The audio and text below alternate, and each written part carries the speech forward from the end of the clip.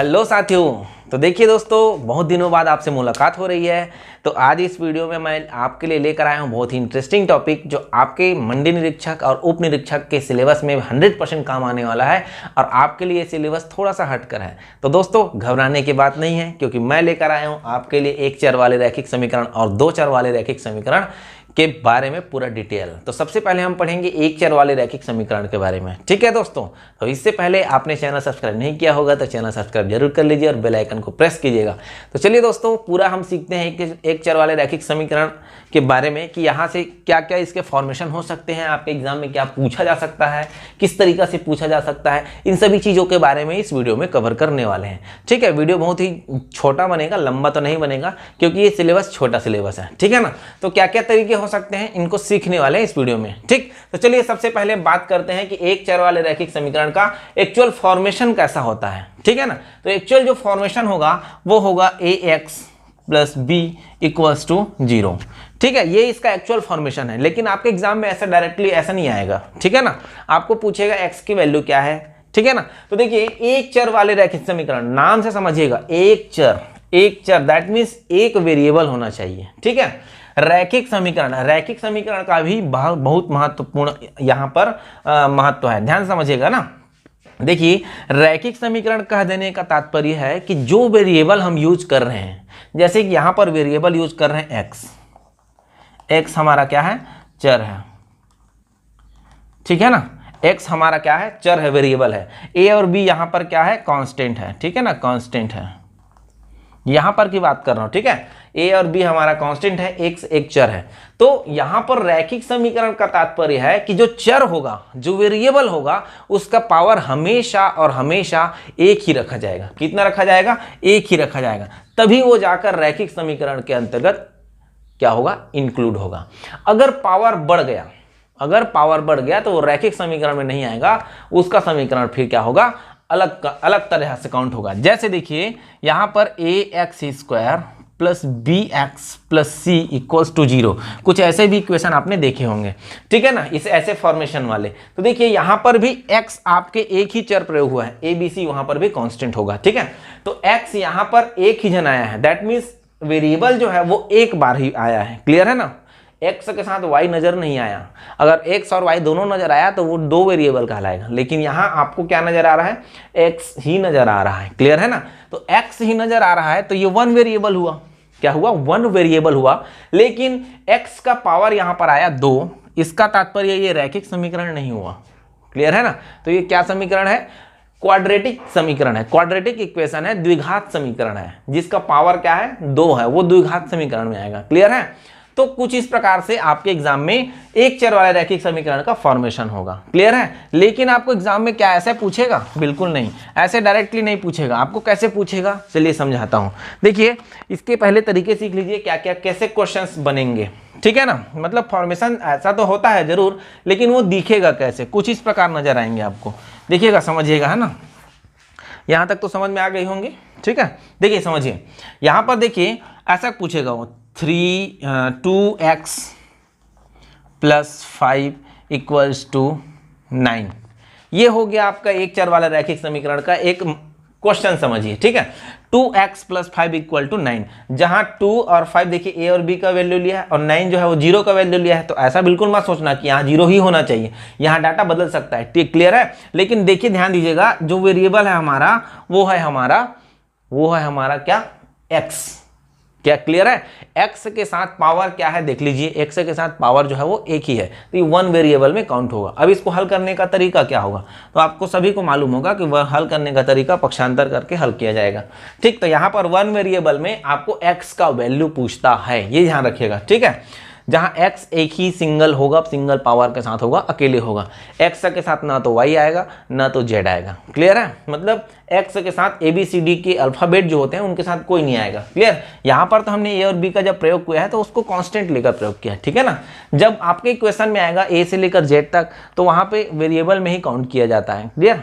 चलिए अब देखिए इसको हम हल करेंगे तो 5 को उधर ट्रांसफर कर सकते हैं, तो 2x equal to 4, x equal to क्या हो जाएगा 2।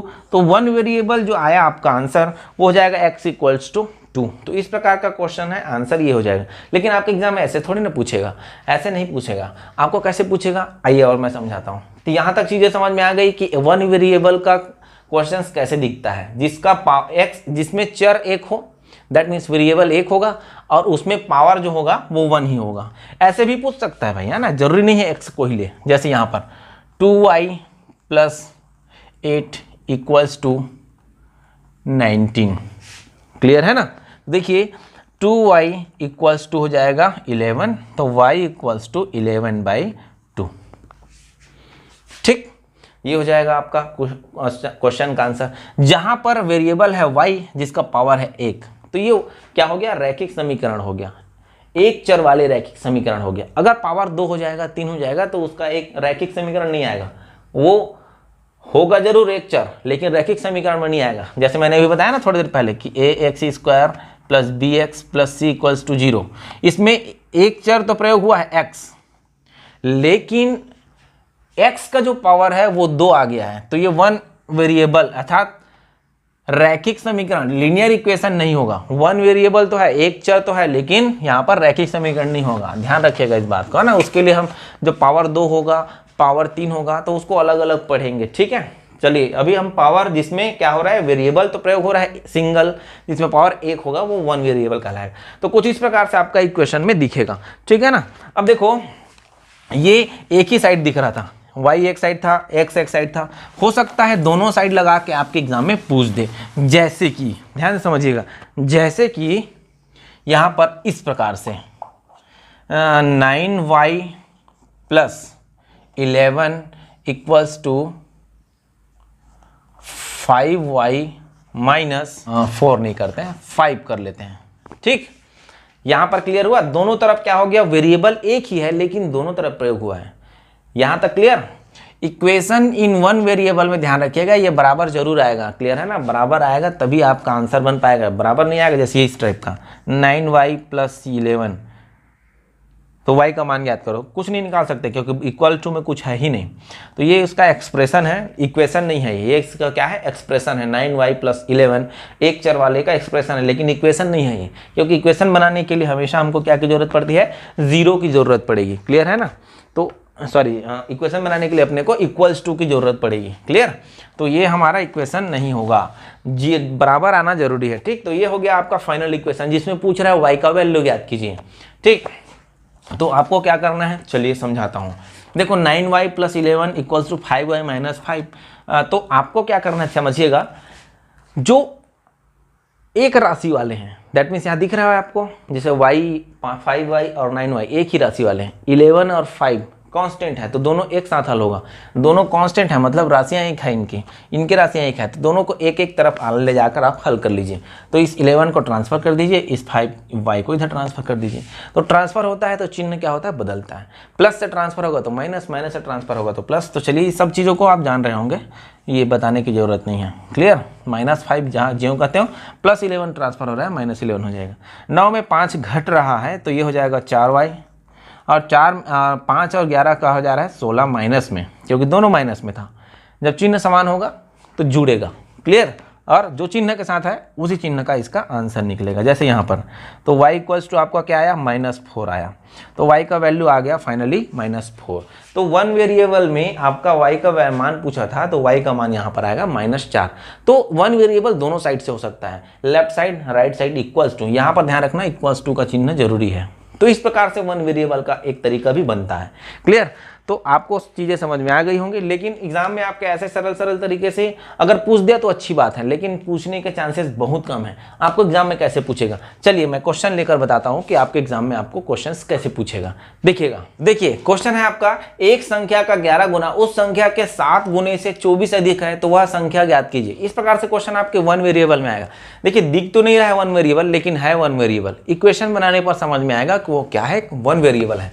एक संख्या का 11 गुना, एक संख्या मान लेते हैं x, क्लियर है ना,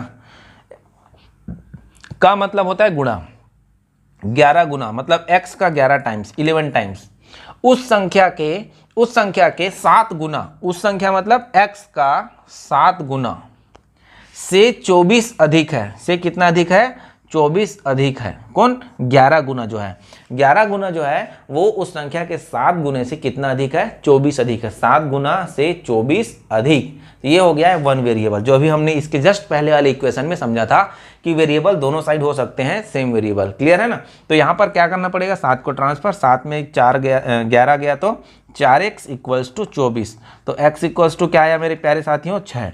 तो इस प्रकार से x इक्वल टू 6 आ गया, वो आपका फाइनल आंसर हो जाएगा। तो वह संख्या है वो क्या है? 6 है। तो ऐसे क्वेश्चन पूछे जा सकते हैं। और क्या क्या तरीके हैं पूछे जा सके, आइए मैं एक एक करके आपको समझाता हूं। तो दोस्तों वीडियो लाइक जरूर करिए और चैनल को सब्सक्राइब जरूर कीजिए अगर नहीं किया होगा तो, और वीडियो को शेयर जरूर कीजिए अपने फ्रेंड्स ग्रुप में। तो देखिए एक नया क्वेश्चन आपके लिए है ना, दो संख्या का योग 95 है, यदि एक संख्या दूसरी संख्या से 15 अधिक है तो संख्याएं ज्ञात कीजिए। तो देखिए यहाँ पर ऐसा बिल्कुल ना करना कि दो संख्याओं का योग 95 तो x plus Y equal to 95, ऐसा करेंगे तो फंस जाएंगे, क्योंकि आगे रिलेशन जो दिया है वो अलग अलग डाटा के साथ नहीं दिया है। ठीक है ना, रिलेशन एक साथ दिया है इनका। तो चलिए पहले पढ़ते हैं। दोनों संख्या के योग 95, यहाँ तक क्लियर। यदि एक संख्या दूसरी संख्या से 15 अधिक है, मतलब हम मान लेते हैं कि दूसरी जो संख्या है सेकेंड नंबर वो हमारा अगर x है तो फर्स्ट जो नंबर होगा वो हमारा क्या होगा? एक संख्या दूसरी संख्या से 15 अधिक है, मतलब दूसरा x है तो पहला जो होगा पहली संख्या वो x प्लस 15 होगा। मतलब दूसरी संख्या से कितना ज़्यादा नजर आ रहा है? 15 ज़्यादा नजर आ रहा है। कौन? एक संख्या, मतलब पहली संख्या। ठीक है, तो इन दोनों को जोड़ने पर कितना मिलता है? 95। तो देखिए x प्लस 15 दोनों को जोड़ दिए तो कितना मिला? 95। यहाँ पर चिन्ह प्लस में है तो कोई दिक्कत नहीं है, कोष्टक को यहाँ पर हटा सकते हैं। x क्या हो गया? 2x, और 15 को भेज दीजिए उधर तो ये हो जाएगा 80। तो x बराबर कितना आया? 40। 2 से भाग हो जाएगा ना भाई 80। ठीक है ना? तो इस प्रकार से भी क्वेश्चन आपके एग्जाम में पूछे जा सकते हैं। और क्या तरीके हैं आइए और एक एक करके समझते हैं। कुछ और इंपॉर्टेंट क्वेश्चन है उनको भी समझ लेते हैं। देखिए साथियों एक नया क्वेश्चन आपके लिए। किसी कक्षा में लड़के व लड़कियों की संख्या का अनुपात 7:5 है। यदि लड़कों की संख्या लड़कियों की संख्या से 8 अधिक है तो कुल छात्र कितने हैं? क्या निकालना है? कुल छात्र कितने हैं, मतलब लड़की और लड़के दोनों को मिलाकर। तो देखिए समझिए ये कैसे आपके एक चर वाले रैखिक समीकरण में इंक्लूड हो रहा है। देखिए समझिएगा, किसी कक्षा में लड़के व लड़कियों की संख्या का अनुपात 7:5, तो लड़के बॉयज़ और गर्ल्स का जो रेशियो है वो 7:5। तो बॉयज़ हो जाएगा 7x और गर्ल्स हो जाएंगे 5x। देखिए अभी भी चर जो है वेरिएबल जो है x ही प्रयोग कर रहे हैं, एक ही प्रयोग कर रहे हैं पावर में उसका, है ना। तो देखिए और आगे बोलता है लड़कों की संख्या लड़कियों की संख्या से 8 अधिक है। तो देखिए क्वेश्चंस क्या बोल रहा है, जो लड़कों की संख्या है वो लड़कियों की संख्या से कितना अधिक है?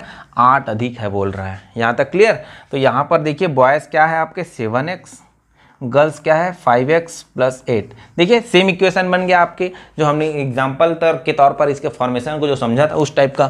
तो 7 में 5 घटेगा तो ये हो जाएगा 2x बराबर 8। तो x बराबर क्या हो जाएगा? 4। x बराबर 4 आया, लेकिन उन्होंने पूछा है कि कुल मिलाकर कितने बॉयज़ और कितने गर्ल्स हैं, दोनों मिलाकर। तो देखिए कुल मिलाकर बॉयज़ और गर्ल्स कितने हैं? कुल यहाँ पर हो जाएगा 7x प्लस 5x, टोटल है 12x, है ना। और x का वैल्यू आया 4, तो 12 गुणा 4, 12 चौक 48, 48% है बॉयज़ और गर्ल्स दोनों मिलाकर। तो इस प्रकार से भी आपके linear equation in one variable एक चर वाले रैखिक समीकरण का एक क्वेश्चन बन सकता है। और क्या क्वेश्चन बन सकते हैं चलिए जल्दी से देखते हैं। देखिए ये जो क्वेश्चन नजर आ रहा होगा वो भी वन वेरिएबल वाला ही है, क्योंकि देखिए जिसमें जो हमारा चर प्रयोग हुआ है n वो पावर 1 के साथ ही मौजूद है। ठीक है, हालांकि अलग अलग संख्या के साथ है लेकिन उससे कोई प्रभाव नहीं पड़ता। n का वैल्यू जो पावर है वो 1 होना चाहिए। क्लियर? तो यहाँ पर इसको कैसे हल करेंगे? यहाँ पर इसको हल करेंगे एलसीएम तरीके से। 2, 4 और 6 का क्या लेंगे हम? एलसीएम। तो 2, 4 और 6 का एलसीएम हो जाएगा 12। ठीक है, 2 से भाग देंगे 2 छक्के तो 6n हो जाएगा, माइनस 4 से भाग देंगे तो 3 आया, 3 पहले से मौजूद था, 3 तिया 9n हो जाएगा, प्लस 6 से भाग देंगे 2, 2 5 पहले मौजूद था, 2 पंचे 10n बराबर 21। यहाँ तक क्लियर हुआ? अब देखिए 6, 9 और 10 तीनों में n का प्रयोग हुआ है। इन द सेंस यहाँ पर हम तीनों को एक साथ हल कर सकते हैं चिन्हों के साथ। ठीक है, तो देखिए 10 और 6 में 16, क्योंकि प्लस चिन्ह है, 16 में 9 घटेगा तो हमारा हो जाएगा 7n, और 12 21 के साथ गुणा होगा तो 12 गुणा 21 तिर्यक गुणा होगा जिसको बोलते हैं 7 एकम 7, 7 तिया 21। तो n का वैल्यू जो आया वो हमारा क्या आया 12 तिया 36। तो n का जो फाइनल आंसर आया वो हो जाएगा हमारा 36। तो यहाँ पर आगे प्रश्न पूछेगा n का मान ज्ञात कीजिए, का मान फाइंड आउट करना होगा। क्लियर है? तो कुछ ऐसे प्रकार के क्वेश्चंस भी बन सकते हैं। एक दो क्वेश्चन और देखते हैं, चलिए जल्दी से फटाफट कैसे कैसे क्वेश्चंस पूछे जा सकते हैं। देखिए ऐसे क्वेश्चन भी आपके एग्जाम के लिए बन सकते हैं। किसी संख्या से 1/2 घटाने और परिणाम में 1/2 से गुणा करने पर 1/8 प्राप्त होता है, तो वह संख्या क्या है? देखिए किसी संख्या मतलब x में क्या बोल रहा है 1/2 घटाने बोल रहा है, तो जो प्राप्त होगा परिणाम मतलब जो रिजल्टेंट जो प्राप्त होगा वो 1/2 से गुणा करने पर, तो जो यहां से जो प्राप्त होगा उसको क्या करेंगे 1/2 से गुणा करेंगे, तो 1/8 प्राप्त होता है, मतलब बीच में आएगा बराबर और आएगा 1/8 प्राप्त होता है। तो वह संख्या क्या है ये क्वेश्चन पूछ रहा है। ठीक है, तो 2 एकम 2, 2 चौक 8 काट सकते हैं यहाँ पर इस प्रकार से। ठीक है, तो चलिए यहाँ पर क्या आया 2x माइनस 1/2 बराबर 1/4। 2 से फिर कट जाएगा 2 बार में। ठीक, तो ये हो जाएगा 2x minus 1 equal to 1/2। Final answer हमारा हो जाएगा, देखिए एक को उधर पक्षांतर कर दीजिए, आंसर ले लीजिए, या आप और ट्रांसफर करके कर सकते हैं। ठीक है, क्योंकि यहाँ पर x अकेला है, एक जो है वो कांस्टेंट है उधर भेज रहा हूँ, तो ये हो जाएगा आपका 2x बराबर 1/2 प्लस 1, ये हो जाएगा 2x बराबर 3/2। तो x का मान आ जाएगा 3/4, 2 का गुणा हो जाएगा नीचे जाकर, तो ये हो गया आपका x का वैल्यू, वह संख्या क्या है 3/4 है। तो कुछ इस प्रकार से आपके एग्जाम में क्वेश्चन बन सकते हैं। ठीक है, तो जहाँ आपका x एक चर है, जरूरी नहीं है x हो, y भी हो सकता है अकेले, या z भी हो सकता है अकेले, n भी हो सकता है, m भी हो सकता है, x भी हो सकता है, कुछ भी हो सकता है, लेकिन अकेले होगा पावर 1 के साथ। अगर पावर ज़्यादा हो जाएगा तो उसको कैसे हल करेंगे मैं आगे अगले वीडियो में आपको सिखाने वाला हूँ। ठीक है, वीडियो को लाइक जरूर कर दो। चलिए एक मजेदार क्वेश्चन ध्यान दीजिएगा, 8 के 3 लगातार गुणज का योग 888 है, तो गुणजों को ज्ञात कीजिए। गुणजों को ज्ञात कीजिए मतलब कौन कौन है उनको ज्ञात करना है। तो 8 के 3 लगातार गुणज का योग, 8 का 3 लगातार गुणज मतलब 8 का लगातार हम पहाड़ा पढ़ेंगे 3 बार, लेकिन प्रथम से नहीं बोल रहा है, कहीं से भी पढ़ेंगे। जैसे हम शुरू करेंगे 16 से, तो 16 आया, फिर आएगा 24, फिर आएगा आपका 32, क्योंकि 8 का लगातार पहाड़ा बोल रहा है, 3 लगातार पहाड़ा। ठीक है ना, तो यहाँ पर जरूरी नहीं 16, 24 और 32 को ले, क्लियर है ना, हम ऐसा नहीं करेंगे। ठीक, क्या बोलता है आइए समझते हैं। 8 के 3 लगातार गुणज का योग, 3 लगातार गुणज समझ गए कि 8 का जो भी लेंगे हम स्टार्टिंग में, वहां से 8 का पहाड़ा 3 बार पढ़ेंगे। ठीक है, का उनका योग जो होगा आएगा वो 888 आएगा। तो देखिए हमारा पहला जो है वो x है, तो दूसरा जो होगा वो x प्लस 8 होगा, क्योंकि उसी में 8 जोड़ के अगला पहाड़ा पढ़ेंगे। ठीक है, फिर उसके बाद आगे बढ़ेंगे तो x प्लस इसमें 8 जुड़ेगा तो अगला पहाड़ा आएगा, ये 16 आ जाएगा। प्रश्न ने कहा है कि इन तीनों को जोड़ने पर 888 मिलता है, तो x plus 8 plus x plus 16 equals to हमारा हो जाएगा 888। क्लियर, तो 16 और 8 जुड़ेगा तो ये हो जाएगा आपका 24, x 3x बराबर 24 प्लस 24 उधर ट्रांसफर हो जाएगा, तो 888 माइनस हो जाएगा 24, ये हो जाएगा 3x इक्वल्स टू माइनस होकर क्या हो जाएगा 864। तो x का जो वैल्यू आएगा वो 3 दूनी 6, 3 अट्ठे 24 और 3 अट्ठे 24, तो x का वैल्यू आया 288, अर्थात हमारा जो पहला आंसर होगा वो हो जाएगा 288। देखिए यहीं पर निकालता हूँ, ये आया 288 x का वैल्यू। ठीक है, तो अगला आएगा आपका 288 प्लस 8, तो ये हो जाएगा 296। यहाँ तक क्लियर। इसके बाद इसमें और 8 जोड़ेंगे तो अगला आएगा आपका 304। क्लियर, तो ये 3 8 का गुणज हो गया जिनका लगातार है। देखिए 8 के 3 लगातार गुणज 1 2 और 3, 8 का गुणज मतलब 8 के पहाड़ा में होना चाहिए और लगातार भी होना चाहिए, तो 8 के पहाड़ा में और लगातार भी है। ठीक है, उनका योग 888 बताया था। तो इस प्रकार से आंसर दे सकते हैं। बोलेगा सबसे बड़ा क्या है तो 304, सबसे छोटा 288, मध्य वाला 296, किसी को भी आपके एग्जाम में पूछ सकता है। तो इस प्रकार से क्वेश्चंस का सॉल्यूशन हो सकता है। आई होप क्वेश्चन समझ में आ रहा होगा, वीडियो लाइक जरूर कीजिए। चलिए देखिए ये थोड़ा हटकर है, लेकिन ये भी हमारे एक चर वाले रैखिक समीकरण में इंक्लूड किया गया है। तो चलिए बनाकर देखते हैं। एक परिमेय संख्या का हर उसके अंश से 8 अधिक है। हर अंश से कितना अधिक है 8 अधिक है। यदि अंश में 17 जोड़ दिया जाए और हर में 1 घटा दिया जाए तब हमें 3/2 प्राप्त होता है। परिमेय ज्ञात कीजिए। तो सबसे पहला इक्वेशन क्या बोलता है, एक परिमेय मतलब रेशनल नंबर जिसका x/y के रूप में लिखा जा सकता है। लेकिन यहाँ पर ध्यान दीजिए x और y का प्रयोग नहीं करना है, क्योंकि जो अंश और हर है, न्यूमरेटर और डिनोमिनेटर है, उसके बीच क्या दिया है, संबंध दिया है। तो x/y प्रयोग नहीं करना है आपको। जैसे ही x और y दो अलग अलग वेरिएबल प्रयोग होगा 2 वेरिएबल में काउंट हो जाएगा। लेकिन यहाँ पर अभी 1 वेरिएबल हम पढ़ रहे हैं, तो देखिए क्वेश्चंस भी 1 वेरिएबल वाला ही बना हुआ है। तो देखिए क्या बोलता है, एक परिमेय संख्या का हर उसके अंश से 8 अधिक है। अंश जितना है उससे 8 अधिक क्या है, उसका हर है। तो x + 8 हो जाएगा। y का प्रयोग नहीं करना है, क्योंकि यहाँ पर 2 वेरिएबल नहीं पढ़ रहे हैं, हम क्या पढ़ रहे हैं, 1 वेरिएबल पढ़ रहे हैं। ठीक है, अर्थात एक चर पढ़ रहे हैं, एक चर वाला रैखिक समीकरण पढ़ रहे हैं। x/x + 8 आगे बोलता है यदि अंश में, तो ये हमारा क्या हो गया, परिमेय हो गया। ठीक है, परिमेय संख्या हो गया ये हमारा।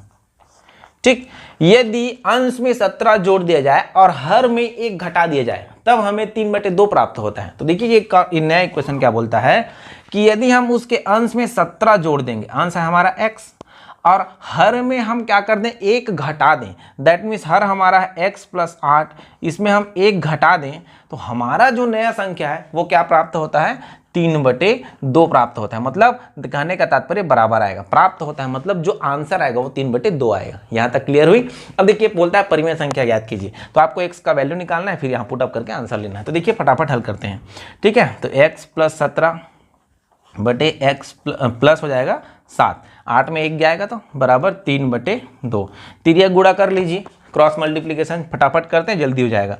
2x + 34 = 3x + 21। ठीक, ये हो जाएगा x = आपका हो जाएगा 3, 1। ये हो जाएगा फाइनल आंसर। x का वैल्यू 13, x का वैल्यू कितना हो जाएगा, 13 हो जाएगा, क्योंकि इसको उधर इसको उधर। अभी थोड़ी देर पहले हमने समझाया पक्षांतर करने वाला x के साथ हल होगा, 34 और 21 एक साथ हल होगा। ठीक, घटेगा दोनों। तो x बराबर आ जाएगा आपका फाइनल आंसर 13। उसको यहाँ पर रख देंगे, परिमेय ले लेंगे, तो 13/x + 8, तो 13/x + 8 करेंगे हो जाएगा 13/21। तो ये हमारा फाइनल आंसर हो जाएगा। आई होप क्वेश्चन समझ में आ गया होगा, 1 वेरिएबल वाला। ठीक है, तो यहाँ पर ध्यान रखिएगा क्या किस प्रकार से क्वेश्चंस बन रहा है। तो देखिए साथियों, यहाँ पर ऐसे ही क्वेश्चंस बन रहे हैं जिसमें केवल और केवल x का या केवल और केवल y का, इसमें एक ही वेरिएबल का प्रयोग करके इक्वेशन बनाया जाता है। वो सभी के सभी लीनियर इक्वेशन इन 1 वेरिएबल, एक चर वाले रैखिक समीकरण में इंक्लूड किया जा रहा है। ठीक है, जिसका एक्चुअल फॉर्मेशन हमने स्टार्टिंग में पढ़ लिया, ax + b = 0, जहां x एक चर था, a और b क्या था, हमारा कांस्टेंट राशि था, अचर था। ठीक है ना, तो जिसमें एक चर हो और जिसका पावर 1 हो, वही हमारा एक चर वाले रैखिक समीकरण कहलाता है। तो जितने भी हमने अभी एग्जांपल देखे वो सब अभी आपके एक चर वाले रैखिक समीकरण में आता है। तो ध्यान रखिएगा, जब आप गणित पढ़ते रहेंगे, ध्यान समझिएगा ना, जब आप गणित का क्वेश्चन हल करते रहेंगे बाकी अदर चैप्टर में, तो जिसमें केवल x का प्रयोग हुआ रहेगा वो आपके एक चर वाले रैखिक समीकरण में इंक्लूड किया जा सकता है। क्लियर है? आशा करता हूं कि आप सभी को ये वीडियो पसंद आया होगा और आप सभी इस वीडियो को लाइक और शेयर जरूर कर रहे होंगे। तो चलिए दोस्तों, अगले वीडियो में मुलाकात करते हैं आपके साथ।